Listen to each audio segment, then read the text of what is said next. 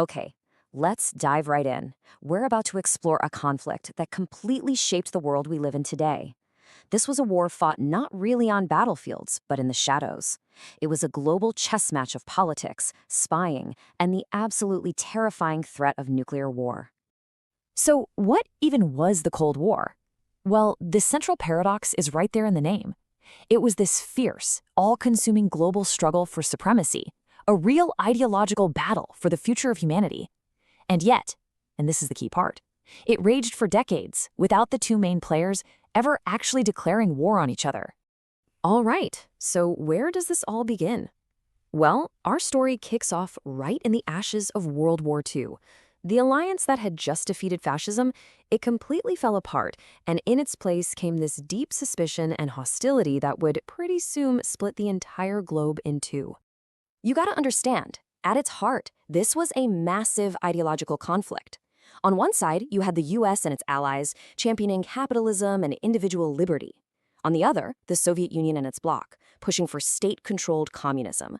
And these weren't just, different economic ideas. They were completely opposite visions for how human society should even work. And nobody captured this new reality better than Winston Churchill. His famous words from 1946 painted this incredibly stark picture. A continent, and soon the whole world, being sliced in half, divided into two hostile camps, separated by what he called an Iron Curtain. Now, this ideological fight wasn't just a war of words and ideas. It was about to get supercharged by the most terrifying technology humans had ever come up with, a technology that would push the entire planet right to the brink of annihilation. And when we say race, we mean it. This was a terrifyingly fast escalation. I mean, think about it. In a little over a decade, both sides went from having no atomic weapons at all to having ICBMs, missiles that could launch a city-destroying bomb to any spot on the globe in a matter of minutes. This horrifying new reality created a really bizarre and fragile kind of peace. The logic was insane. It was called mutually assured destruction, or fittingly, MAD. The only thing preventing an all-out war was the absolute certainty that if one side pushed the button, everybody, everywhere would be annihilated. And just to give you a sense of the scale here, look at that number, 60,000. That was the peak number of nuclear warheads held by both sides combined, enough to destroy the world many, many times over. This created this constant, simmering nuclear tension that hung over an entire generation. So it begs the question, right? How close did we actually get? Was it all just theory? Well, no. This question became terrifyingly real during one fateful standoff that pushed that whole MAD doctrine to its absolute limit. 13, that's the number. For 13 days, the world was on a knife's edge. This was the single most intense moment of the entire Cold War, the Cuban Missile Crisis, where the fate of civilization really did hang in the balance. I mean, just look at how it unfolded. The U.S. discovers Soviet nukes just 90 miles off the coast of Florida. A naval blockade is set up, the two superpowers stood eyeball to eyeball, and it could have so easily spiraled into total nuclear war. It was an absolute nail-biter. Okay, so after stepping back from the brink like that, things had to change. A direct fight it was off the table, way too risky.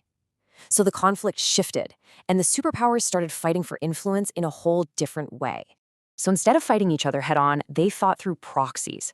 Basically, the whole world became a giant chessboard. You'd see the US backing one side in a regional war, like in Korea or Vietnam, and the Soviet Union would arm and fund the other side. These local fights became these incredibly bloody battlegrounds for their global ideological war.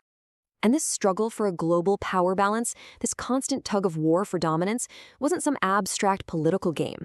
It shaped borders, it toppled governments, and it defined how countries dealt with each other for generations. But here's the thing about a world order that seems permanent.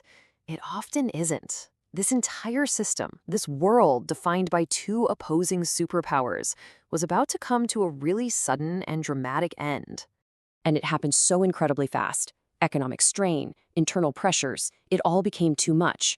The Berlin Wall comes crashing down in '89, and then, just 2 years later, the Soviet Union itself just ceases to exist. The Cold War ended not with a bang, but with a whimper. But the story doesn't just stop there in 1991. The big takeaway is that the end of the Cold War wasn't just the end of a rivalry. It was the birth of a totally new and pretty uncertain world order, with long-term consequences we're still dealing with right now. And the shadow of the Cold War is long, for sure. It left us with conflicts that are still simmering today, a world map that looks totally different, and yeah, the ongoing problem of all those thousands of nuclear weapons. It basically set the stage for the alliances and rivalries we still see today. Which, of course, brings us to the ultimate question. The players have changed, the specific ideologies might be different, but has that great power competition, that global shadow war for influence, has it really ended? The Cold War is over, but it makes you wonder, what new curtains might be descending across the world today?